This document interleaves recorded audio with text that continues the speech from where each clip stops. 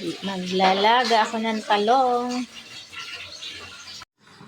Ayan, luto na. Hahanguin natin para durugin. Magigisa ako ng bawang, sibuyas, kamatis. Pwede kayong magdagdag ng giniling na baboy or tuna, kung anong dinurog na talong.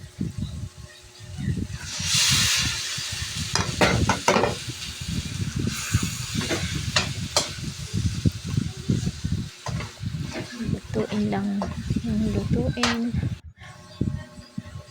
Lagyan ng mga pampalasa.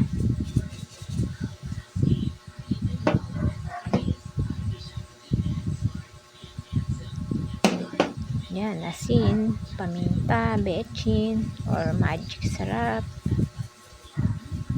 Kung anong meron sa bahay. Lahat ng luto ko, puro simple lang yung ingredients. Ayoko na lang kung ano-ano pa. And then, itlog.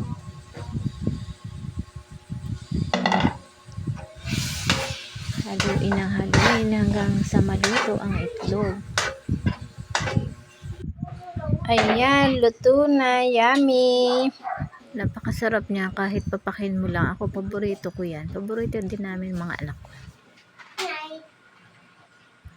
Salamat sa manonood.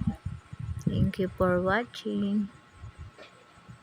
Let's eat, baby.